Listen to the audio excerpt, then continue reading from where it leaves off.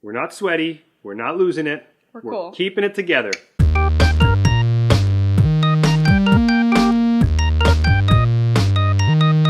Hey everybody, welcome to That's What We Said, the show where we discuss life and everything that comes with it. My name is Aling. And my name is Adam.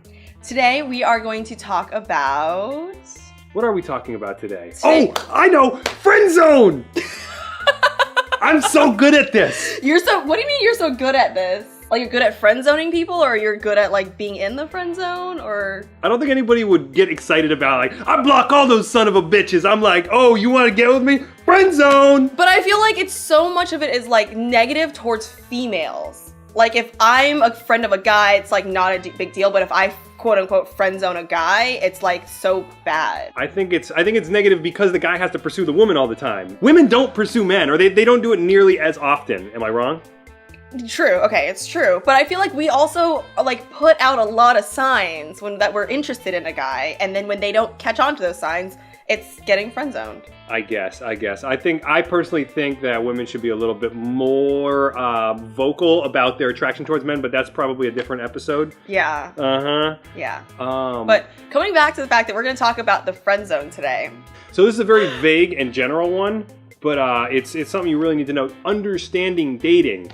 There's so many people that are like, I don't understand why she put me here. And you don't understand. You think, you know what you know. There's information everywhere, first of all over the internet. There's books, there's everything. You don't need to become like muddle your way through it. Yeah, well, I was going to say, you don't need to become like a professor, because a lot of people are like, I don't want to play games and all this shit. And it's like, no, it's not playing games. It's understanding the psychology in dating. Yeah, and it's especially, and we're talking specifically right now about heterosexual dating. Sure, I mean, I guess some of it could be applied to gay stuff, right? Yeah, but most of the time when you talk about the psychology of women and psychology of men in a heterosexual couple, we want and see things very differently. And so a lot of times when guys get upset or angry that, like, oh, like, she wasn't receptive to my advances or whatever, they don't understand what we see.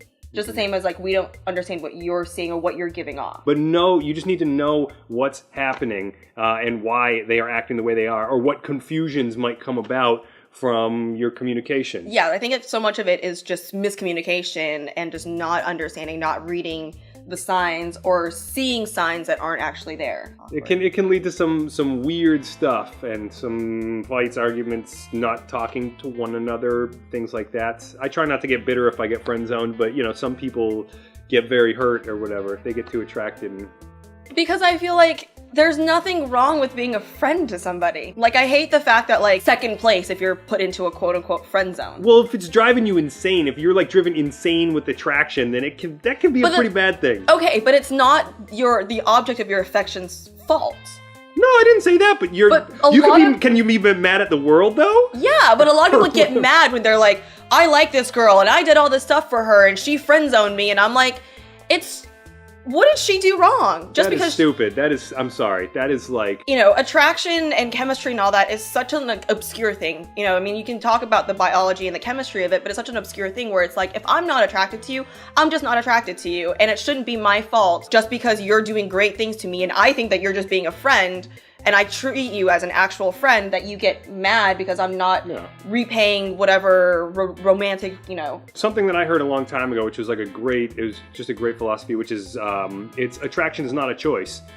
People cannot choose whether they're attracted to you, just like they cannot force themselves to be attracted to you either.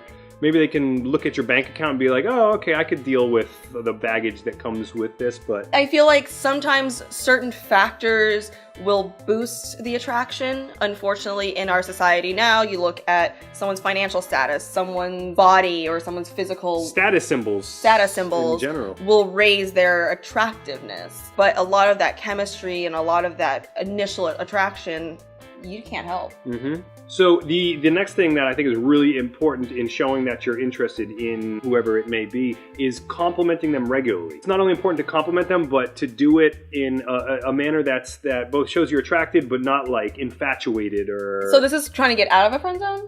This is just showing attraction to not get friend zoned.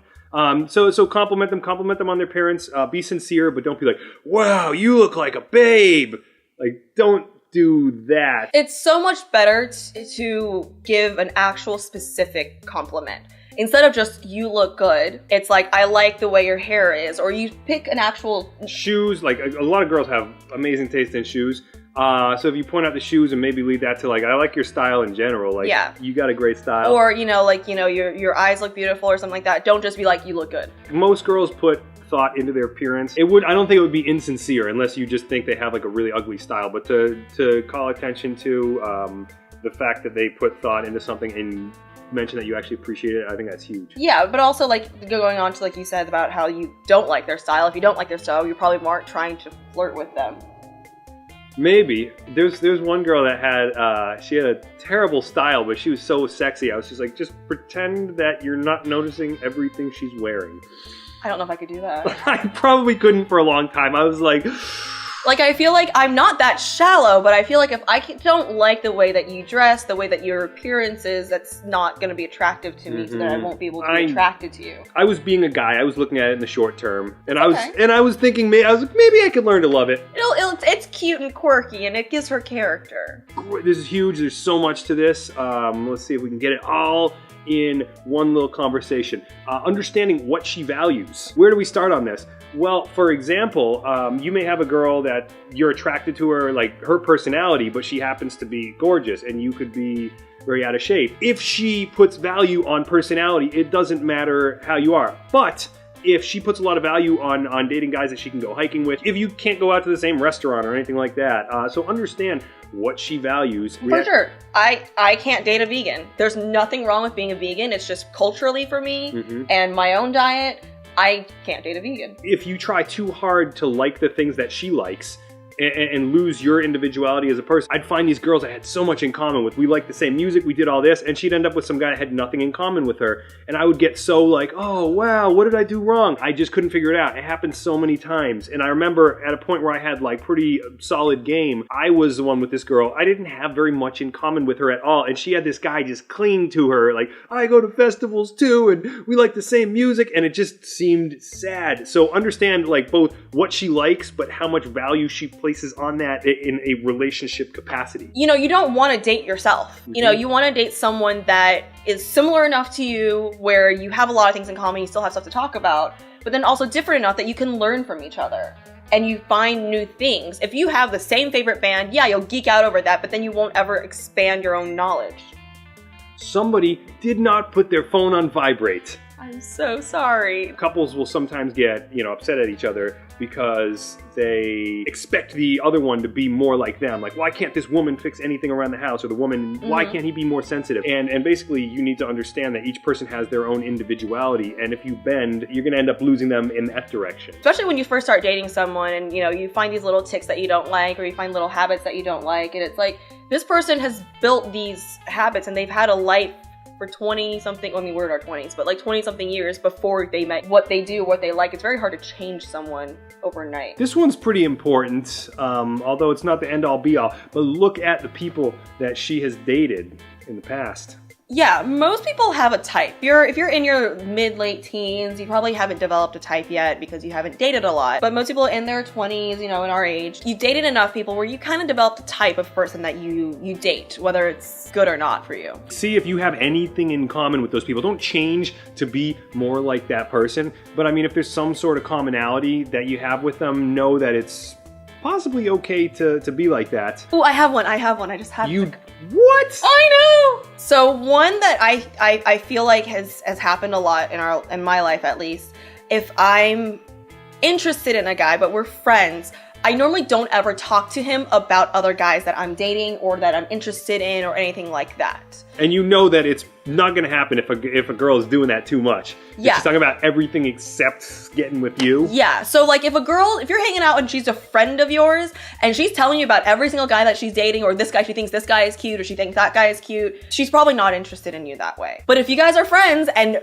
other people never pop into the conversation, you can pretty much guarantee they're conveniently leaving other people out of the occasion, whether it's from the history or other guys trying to holler at them or anything like that, guys that they have interest in. If they're not saying any of that, usually it's like, okay, well maybe it's because you don't, because I talk about relationship with people that I date to my friends. not to guys that I'm interested in to actually date. Mm-hmm. And so if she's talking to you about guys that she's dating, probably not interested. Right. And there's sometimes where there's the girl I could tell she's attracted to me, and kind of just to throw it into a friend zone, I will talk about other girls. Like I just want to clarify that, and I don't want to be a jerk and be like, I could tell you might be interested in me, so let me talk to you about people that I'm dating. Yeah, I might be like, oh, that girl's cute, over there at the bar, whatever. Just to put it out there and be like, oh yeah, if you had anything, no. And stop. if they introduce you to someone that they're dating, then it's done. Well, is it really? It's not really done, but it's close. I behave now. That used to not necessarily be a thing. But I feel like that's kind of one of those things where it's like, if you've heard about them dating other people, yeah, follow these rules, and hopefully you'll find the person that is good for you, whether it be somebody that's in your circle now, or you got to go out and do some searching. But yeah, just don't be lazy, work hard, and you'll find shower. And shower, hell yeah. Please. That's all I got. That's all I got. That's what we said. All right, fuck this shit. I quit. Outro! Oh shit! What? Outro! Outro! What? Outros! We're just gonna do the outros like this. Anyways, thank you so much for watching, you guys. We are gonna be releasing a couple of more because we are talking a lot about friend zoning. Mm-hmm. And if you can see, the background behind us is torn to shit. I think we have to show a clip from that in every single episode to explain how it got like that. Because Adam got way excited that we were done shooting and forgot to shoot any of the outros. It's been a long, sweaty day, and I was ready to just take my shirt off, which I'm just going to start doing right now. All right, so if you guys liked the video, don't forget to give it a thumbs up and subscribe. The link will be down below. And, of course he would. And, yeah, check out other videos we got. Hopefully we got a playlist going. We do. We have a couple of playlists. We have a couple of challenges down there, along with videos. And I will also link my vlog channel and Adam's channel also down in the description box for you guys, along with... nothing else! That's all you get! We'll see you sons of bitches next Tuesday! Woo! We're just going to use this one for all of them. Should we assume that we got it? Yeah, Adam's lost it.